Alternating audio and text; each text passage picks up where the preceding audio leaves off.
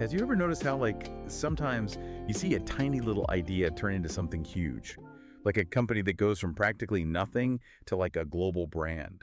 It's so fascinating how some startups manage to not just, grow a little bit, but truly become giants in their industries.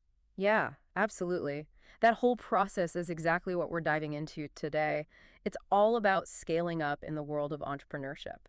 And it's not just about getting bigger for the sake of it, it's more about building smart and resilient growth, growth that can actually last and adapt over time. Exactly. And to really understand how that happens, we're going to be looking at some real world stories. Stories about people who faced incredible challenges and found ways to overcome them. We'll be focusing on their big decisions, the people they worked with, the unexpected turns they encountered, and those key insights that helped them push their businesses forward. Our goal here is to learn from their experiences, pick up some practical tips, and hopefully inspire you along the way. To make these concepts really come alive, we're going to focus on the journeys of three amazing women. Sarah Blakely, she's the founder of Spanx. Then there's Whitney Wolfhard, she created Bumble. And finally, Katrina Lake, the powerhouse behind Stitch Fix. Their approaches to scaling were all different, shaped by their industries and their own unique visions, but together, they reveal some pretty powerful common principles that we can all learn from. Perfect. So let's start with Sarah Blakely and Spanx. What a story, right? I mean, she saw this need for better shaping undergarments and somehow created a product that completely changed the women's fashion world. It's sort of wild to think that something so common now started with such a simple, focused idea. And what's really interesting about Blakely's early days and a key takeaway about scaling is her incredible persistence. You wouldn't believe how many rejections she got from manufacturers. It's pretty unbelievable. Lots of them just didn't get her vision, thought it was too risky, she didn't give up easily. It's pretty inspiring, right? Like, I remember reading that she would always ask for specific reasons why they were rejecting her.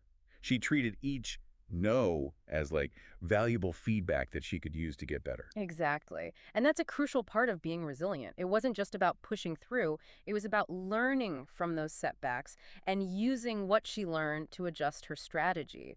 So, for anyone listening who might be hitting some roadblocks right now, Blakely's story is a great reminder that it's not just about toughing it out, but actually using those challenges to improve. Makes sense.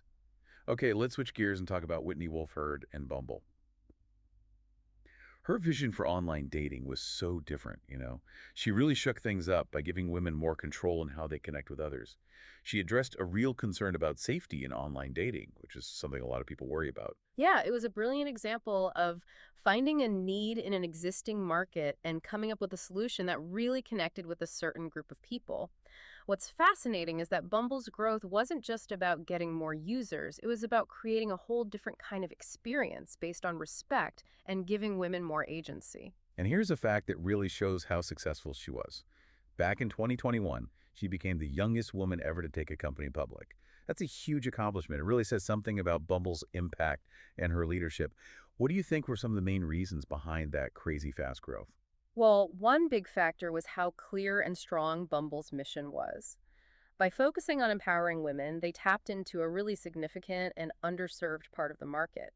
Their innovation wasn't just in the app's features, but in changing the whole dynamic, which created a lot of loyalty and natural growth. So if you're thinking about your own projects, think about this. How can you identify a specific need and create something that really speaks to your target audience? Okay, let's move on to Katrina Lake and Stitch Fix. This company was all about using data and personalization to create a whole new way to shop for clothes. It wasn't just about selling clothes online, it was about making a curated, individual style experience for every single customer. You got it. Stitch Fix basically disrupted the traditional way of selling clothes by using data analytics to understand what people liked in terms of style. They have these algorithms that look at a huge amount of data, like customer feedback, style quizzes, and past purchases, to predict what each person will want to buy. This allowed them to offer a much more focused and convenient shopping experience than typical stores or online retailers. And get this, Katrina Lake was also the youngest woman to take a company public when Stitch Fix had its IPO. It's amazing to see these similar patterns of success in totally different industries. What do you think is particularly noteworthy about how Stitch Fix scaled? What really stands out is how they combine technology with human expertise. While data science and algorithms are super important to their model, the human stylists are a crucial part of that personal touch. This combination created a service that felt both efficient and tailored to each person. It raises an interesting question for our listeners. How can you mix different elements like technology with personal interaction, data with intuition to create something truly unique and valuable? Great point. So we've looked at these three really cool stories. Now let's zoom out a bit. What are some of the common things we see in all these successful companies? What seems to be essential for a startup to really scale effectively? One of the biggest things is understanding your market really, really well. All three of these entrepreneurs spent a lot of time and effort figuring out exactly who their customers were. They learned about their needs, their frustrations, their preferences, and their behaviors. This deep market research wasn't a one time thing, it was a constant process that shaped how they developed their products, their marketing, and their overall strategy. It allowed them to really tailor their offerings to the right people. That makes a lot of sense. You can't really build something great, let alone scale it, if you don't know who you're building it for, right? What else did you notice? Another key thing is being dedicated to innovation. None of these companies got comfortable and just stayed the same. They were always looking for ways to improve their products, make their customer experience better, and adapt to changes in the market. Whether it was Spanx expanding its product line, Bumble adding new safety and connection features, or Stitch Fix improving its algorithms and styling services, they all had a culture of innovation. So innovation is about staying ahead of the game, right? Preventing you from getting stuck in a world that's always changing. What else did you see that popped up consistently in these scaling journeys? Building a really strong team that's all on the same page is super important when you're moving from a small startup to a larger company. That initial team that gets things started usually needs to evolve and grow to include people with more specific skills and experience to handle the growth. Creating a team that not only has the right skills, but also believes in the company's vision and values becomes crucial for keeping the culture strong and driving that expansion effectively. Yeah, that makes sense. As things get busier and new challenges pop up, you need a solid team that can handle the workload and bring different kinds of expertise to the table. What about the role of technology in scaling? Seems pretty vital these days, doesn't it? Absolutely. Using technology strategically can really speed up growth. It can make things run smoother, automate tasks that no one wants to do, improve efficiency through data analysis, and let businesses reach and serve more customers. From managing customer relationships to managing the supply chain and using fancy data analytics platforms, having the right technology can free up resources, make better decisions, and ultimately make scaling possible. So it's not enough to just have a great idea. You need the systems and tech to support that idea as it gets bigger. Yeah. And I'd imagine that all this expansion requires keeping a close eye on the money side of things too, right? For sure. Having a good financial plan and managing your money well is absolutely essential for sustainable scaling. As a company gets bigger, its costs go up to things like operations, marketing, and hiring more people. Managing cash flow effectively, coming up with solid financial strategies, and securing the right funding when you need it are super important for navigating the ups and downs of growth and avoiding financial trouble. All really good points. Now, we also came across some advice for entrepreneurs that's maybe a little less common, but still super valuable. What are some of those outside the box things we learned? One really important thing is learning to see failure as an opportunity to learn.